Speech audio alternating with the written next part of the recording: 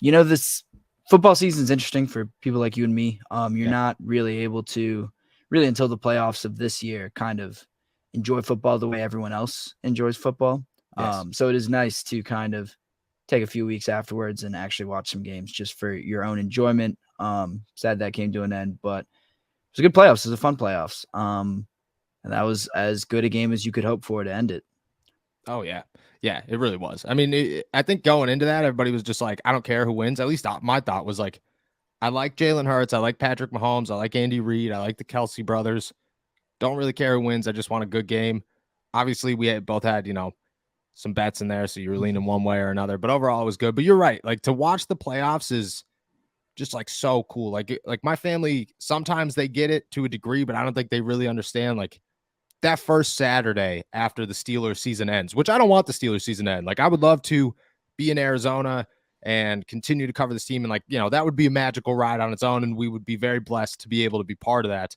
But once that season ends and you get to sit there on your couch Saturday morning and like turn on Countdown and then, just enjoy a day of football. You're right. You're right. It's one of my favorite weeks of the year, and the playoffs itself is one of my favorite times of the year.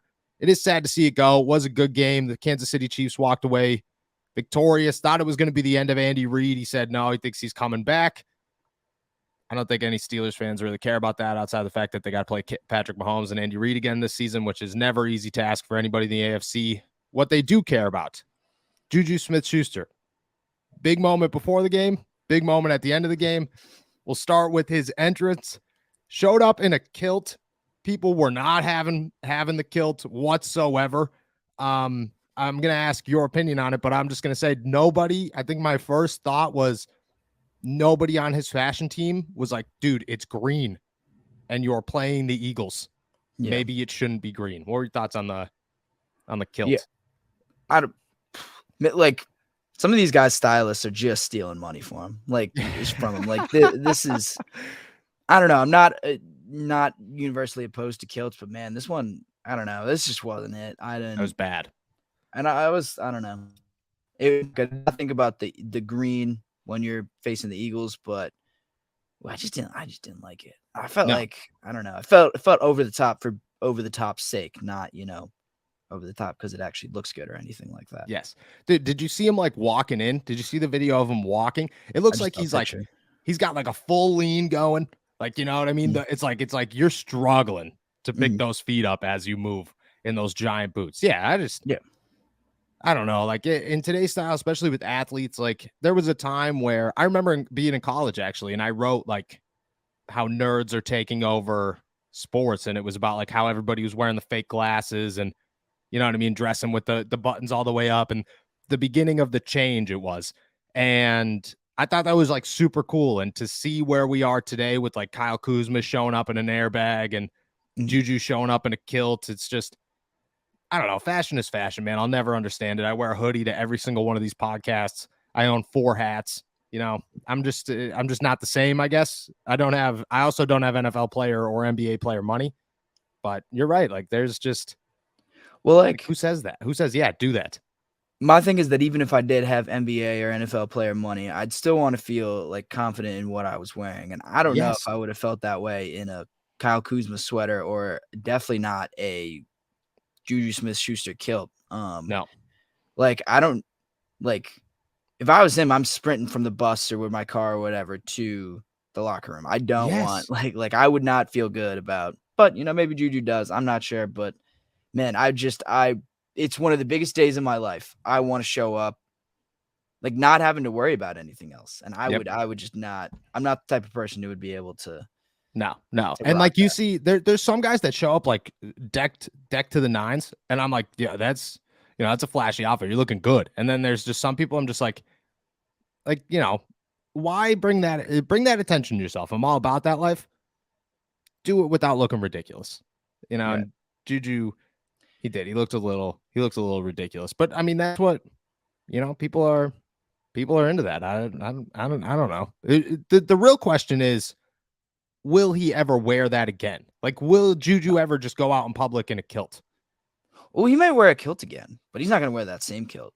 Like, no, I don't think that's what they what do. You think I that feel like this is like that a was one-off designer.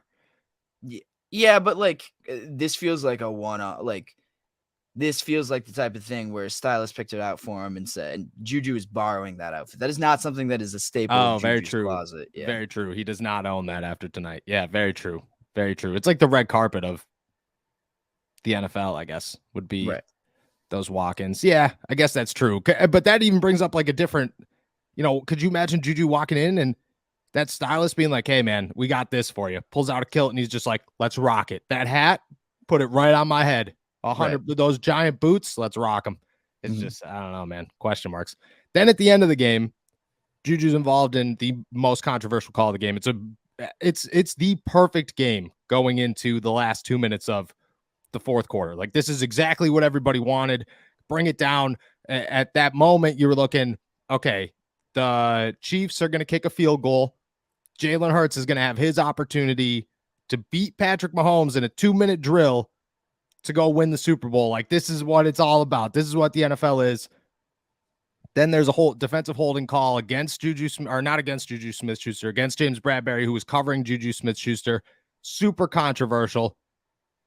Did you think it was a holding call? I mean, both of them admitted it. JuJu said yes, 100%, and then James Bradberry said, yeah, I did grab it. I was just hoping that they didn't give it to him. I don't think there's a question on whether or not there was a little bit of a grab. I think the bigger question is that just too soft of a call to make in that moment in the Super Bowl?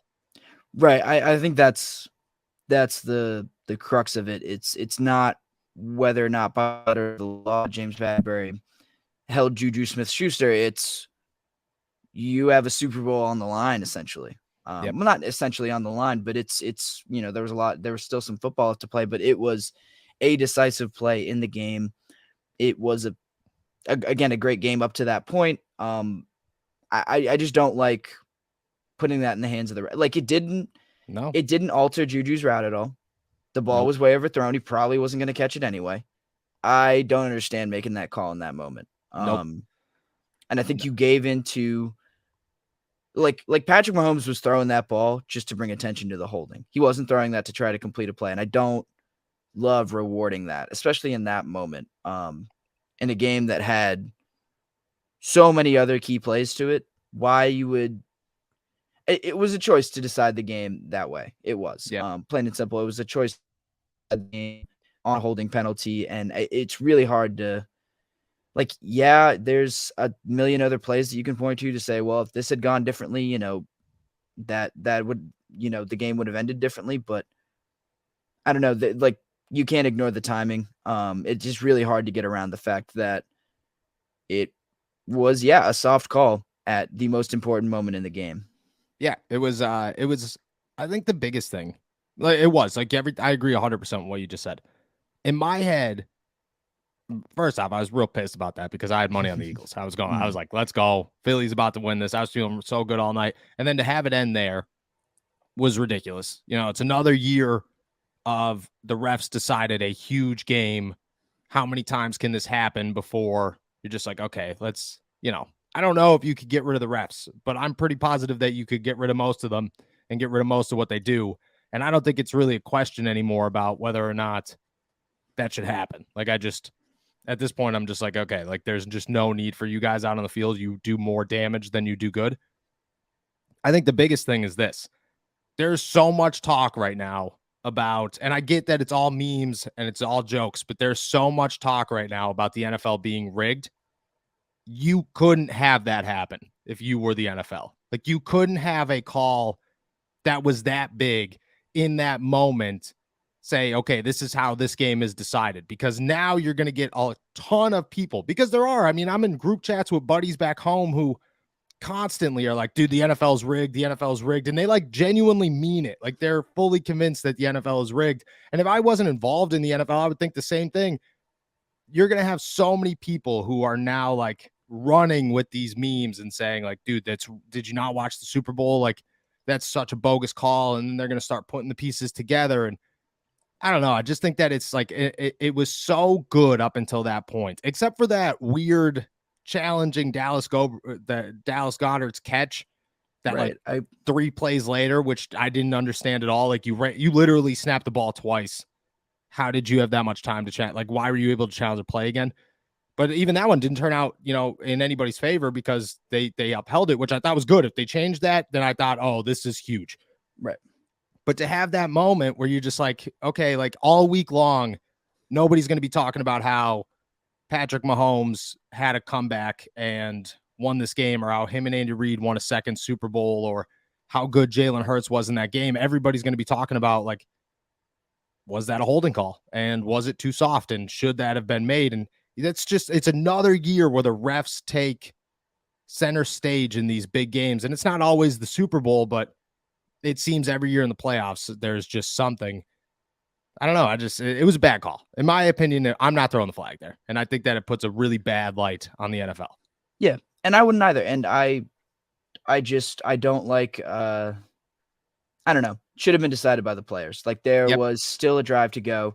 The Chiefs were going to kick a field goal anyway. And I would have just rather that game have been decided by the Eagles offense versus the Chiefs defense. I just would have rather, and then, in all likelihood, the Eagles just get a field goal and then we get overtime and we get a more real. Yes. And like that's what you want. That's what you want. Right. Like in this game, that's what you want. You want the most dramatic ending possible.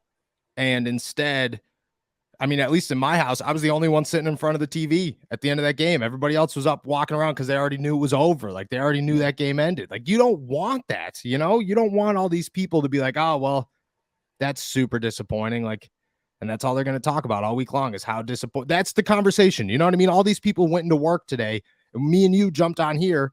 We're not talking about anything else except for this call. And that's how everybody else is going to start the conversation too. It's be like, oh, do you think that was a real call? I think it was a good one, blah, blah, blah. Like, I don't know, bad light for the NFL. I don't know if they ever change it. I think, but most of them you could kind of look at and say like, okay, it was still dramatic. The ending was still crazy. Like, whatever. In this one, it turned an electric game into the most boring Super Bowl outcome in a while. And I just think I was got to be pissed. Yeah, it was just anticlimactic, not the ending that game deserved. And yeah, it was just, I don't know. It was really disappointing, I think, to kind of have it end that way. Bad call.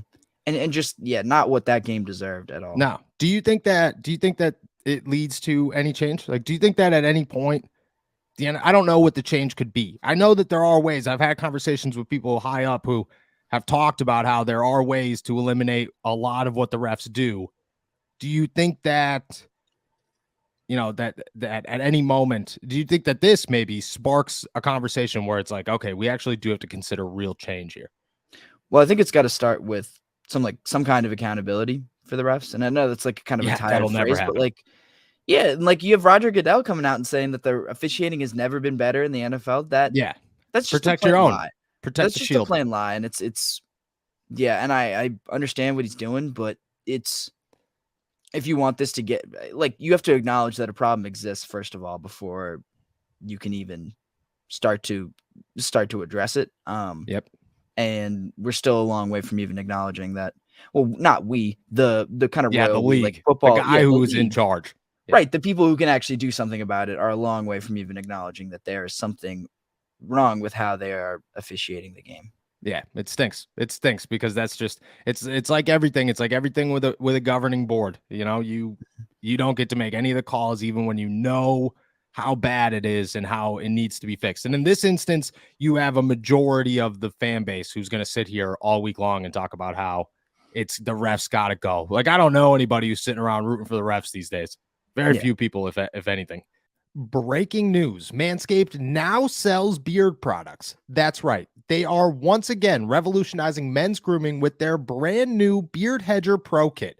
From a beard trim to a fresh shave, the technology behind the Beard Hedger Pro Kit allows you to shape your signature beard and look.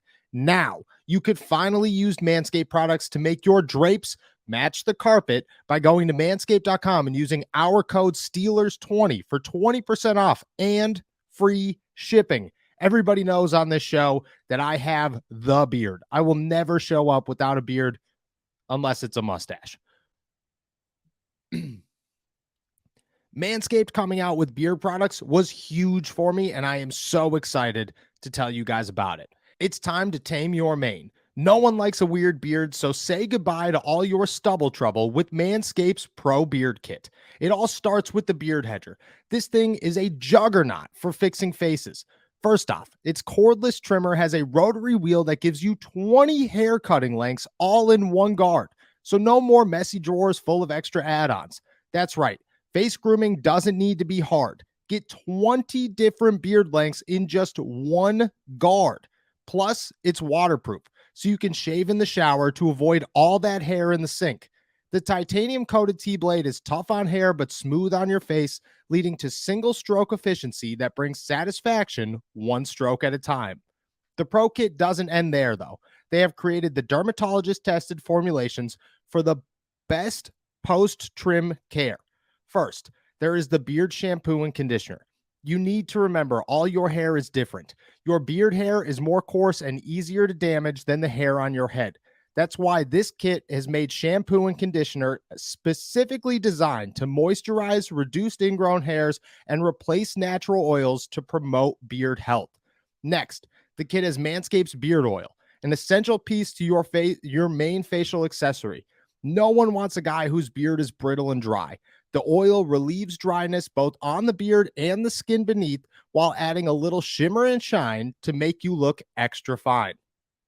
Cap off the kit with a beard balm, a pomade that shapes, styles, moisturizes, and tames for a sculpted look to attract any fellas or dames. The Pro Beard Kit also comes with 3 free gifts: a beard brush, a comb, and scissors to ensure your beard is ready to impress. I've already used all of them. They are all amazing. Best beard kit I've ever owned. So get 20% off and free shipping with our code Steelers20 at manscaped.com. That's 20% off with free shipping at manscaped.com. And all you have to do is use our code Steelers20. Manscaped, beard hedger, one stroke, one guard, 20.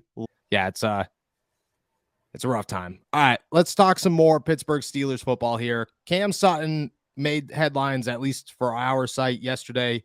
He's catching some traction here as his contract set to void and free agency is almost upon us. His contract is reportedly set to void on Friday, which means that the Steelers have 5 days to re-sign him before he becomes like an official free agent. On top of that, their last contract with him had void years in it, which means that they're going to lose $2.1 million in dead cap this season if they do not re-sign him by Friday.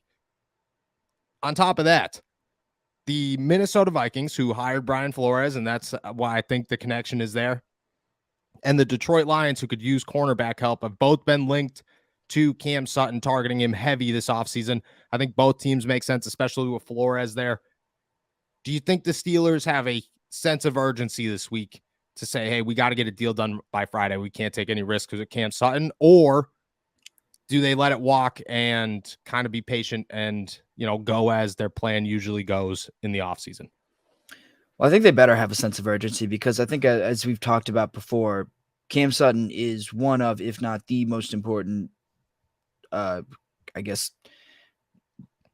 piece of the offseason checklist, for lack of a better term. The thing that they need to do this offseason that is probably the most important to their 2023 success.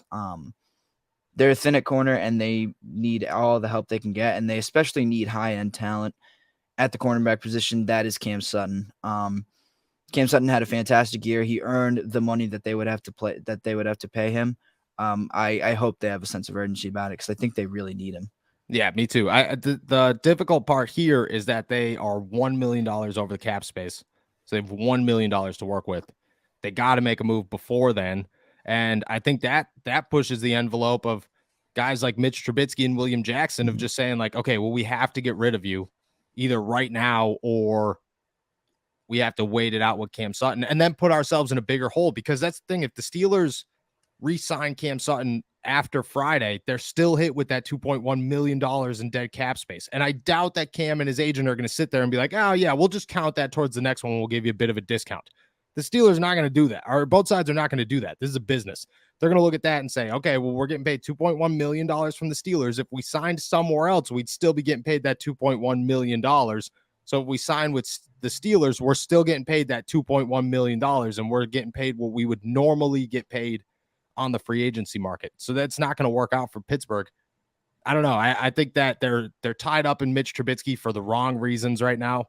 So I don't know if they'd cut him by Friday. William Jackson makes a ton of sense to me to just say, hey, get out of here. We'll save, I don't remember what the number is. It's like $11 million or something this offseason. Like, that is the easiest number you could work with. Go sign Cam Sutton. I think his market value is, I want to say it's like $7 million a year, 3 years, $7 million a year, puts him like right above Mike Hilton. It's just an easy call for me. And they just won't. If he doesn't sign by Friday, are you worried that one of these teams might throw him an offer that he can't refuse? Yeah. And yes, I am. And that's part of why I think you need to get a deal done this week. I don't want to have to compete with another more desperate team's number. Not desperate, but another team. But desperate though. They're both very desperate teams. Right. Like, I don't want to have to compete with a team that really wants him too. I would rather, like, they're in a certain way, they're kind of playing uncontested right now, and they can make the loan offer to Cam Sutton right now. They can be the only one in his ear, and that's another reason why I think this week is so important for them. Like, you can't let that opportunity go by with someone who's so important to next. Do you think that he wants to do that? If you're Cam Sutton, because last time Sutton was about to hit free agency market, yeah, there was some value to him, but it wasn't a ton. He didn't have a bunch of playing time under his belt. He was kind of like a real versatile piece. Nobody knew where he was going to fit. He's got a market this offseason. Like, he would get numbers pretty much anywhere. If you're Cam Sutton, are you waiting it out? Are you saying, I want to see what happens? Or are you content? Are you listening to him? Do you believe him when he says that, his top priority is to return to the Steelers? Yeah, I think Cam Sutton's kind of a straight shooter. I don't think he would say otherwise if he didn't believe it, or say that if he didn't believe it. I know he stands to make a lot of money. I don't know if, like, part of me feels like this city and this franchise would value him a little bit more than, just having been able to see him up close, having been the team that drafted him, they would value him a little bit more than someone somewhere else might. And I think the connection to Mike Tomlin and the defense and all of that stuff is stronger than any connection that he with guy who coached a different position for him for a year. I agree. I think I trust Cam what he says. Agents make me very nervous. They always will. Those guys are all business all the time, which they should be. That's their job. And they're good. They're damn good at it. But yeah, it does make me a little nervous that if he did hit the open market, his agent would get some offers that, like, you're an NFL player and you love the Pittsburgh Steelers, but what are the Pittsburgh Steelers offering right now? They're not looking at a Super Bowl run anytime soon. They got a lot of question marks. Yeah, they have a great defense, but they got a really nerve-wracking offense. Their defense is also getting old. They got some positions that they need to fill. They have no cap space. A lot of question marks, whereas in a team like Detroit, for instance, is on the up and up, and they look good. And Dan Campbell is just as interesting of a coach to play for as Mike Tomlin. And then, the Brian Flores connection might not be as strong as the Mike Tomlin, Cam Sutton connection. But again, Minnesota is always a team that's in the hunt, always. And that's got to be interesting too. And if you get a number that's huge and you're just like, well, I can't pass that. It's the Mike Hilton. It's what happened with Mike Hilton. Mike Hilton hit free agency and the Steelers had a number for him. And instead the Cincinnati Bengals were like, dude, we'll give you $25 million. And he was like, well, I'm not going to turn that down. Like, I'm going to go get $25 million. If the Steelers are sitting here and they're like, well, we'll give you 22, and the Vikings are like, we'll give you 27, you're going to take the $27 million. So I think the Steelers are playing with fire right now, and there's just no, like, there's no need to not get a deal done. If you're Omar Khan, especially from what we've seen with Omar Khan, and I think that plays a role into this, is he has kind of changed the narrative in Pittsburgh the last season of how they do business. Instead of being calm and super relaxed on everything, like, there's some sense of urgency. And I think in this instance, like, maybe they make a move. Do you think it would be William Jackson? If they had to cut somebody this week, do you think it would be William Jackson that went? Yeah. He's the most obvious one. I don't think they're ready to make a decision on Mitch yet. No, which is ridiculous. They're going to string that out for as long as possible, I think. But William Jackson makes the most sense to me. I don't know. Yeah. Yeah. You get rid of him and move on. If you are thinking about a number for Cam Sutton and you're the Steelers, you thinking you threw out, 22? I'm giving him 7. Yeah, I'm giving him 7 a year. I'm giving him. Okay. He's 27 years old right now. If I'm the Steelers, I'm giving him 3 years. That'll give him to 30. Most cornerbacks fall off after 30. So I would give him 3 years, $7 million a year, maybe 7.5, depending. I wouldn't load the back end. I would keep their deals. A lot of them are load the back end. Cam Sutton's a proven commodity. You give him a deal, you let him, you pay him equally throughout the process. And then, you set it up as the Steelers usually do, where the cap space isn't real. And you're able to, that's $7 million that you could turn into a signing bonus and save yourself $6 million a year. And, you'll feel very comfortable with that $6 million a year. And then it'll get paid on the front end. Like I think that's the thing. Like, people get like hung up on contracts. If you backload a contract, it's good and bad, because if you push it out too far, like the case of Miles Jack or Mitch Trubisky, where they're entering the last year of their contract, you can't do anything about that. You know what I mean? Like, you can't extend him and change it into a signing bonus. With Cam Sutton, year 2, you need cap space. You just revert it into a signing bonus, give him $1 million. Boom. It's a $1 million cap hit, for the upcoming season. Huge number. So yeah, I'm giving him 7, maybe 7.5. And I'm feeling good. I'm getting rid of William Jackson. I'm probably keeping Akello Witherspoon. I'm getting rid of James Pierre. I'm keeping Levi Wallace, and then I'm going to go get a corner in the draft. That's my plan of attack. Yeah. Then win a Super Bowl. Then go win a Super Bowl, and feel real good about it. I just think that's it. And I think the same with Terrell Edmonds. Like, I would go sign Terrell to $4 million for the next 3 seasons. That's good money for a safety that's not going to go get paid pretty much anywhere else. I'd try. That gives you enough money to try to get DeMonte KZ back, and then your secondary is pretty much taken care of, and then you go solve the defensive line, which is a way bigger issue for the Pittsburgh Steelers. But I just don't want to have to worry about corner. No, exactly. Like, you have the opportunity to, in the first time in forever, like for as long as, you didn't grow up a Pittsburgh Steelers fan. Like, I have been through the mud watching these cornerbacks. It's been Ike Taylor, nobody, until Joe Hayden. And even Joe Hayden had 2 years before it was just like, okay, Joe Hayden's getting old. And then it was back to no, but now it's Cam Sutton. And, that gap in between Taylor and Hayden was long. People, I was scrolling through Madden a couple days ago. I'm looking at the free agency market, and Ross Cockrell shows up, and I'm just like, wow, that guy's still around, huh? And didn't think he would make it very far after he left the Steelers. But yeah, it's an opportunity to kind of solidify that group, even if you got to go extend Levi Wallace for another season or 2, and just give yourself a cornerback room and then go build the rest of it. And I feel like you're really good if you're the Pittsburgh Steelers. Much better situation than if you go into free agency without Cam Sutton signed. Then you're in trouble, because then at that point you might have to pay that guy $8 million. Cam Sutton by no means should take a hometown discount. He doesn't. He's played too well to take a hometown discount. Terrell Edmonds, on the other hand, he's a guy that maybe should. Yeah, you're either paying him $8 million or you are relying on a rookie to start and play a ton of snaps right away, which I don't like either. And you don't have an inside corner. Like, at that point, you're just like, there's just the things that Cam Sutton could do, man. Like, it's just, that is a piece where if there is a hole, he's your option to fill it.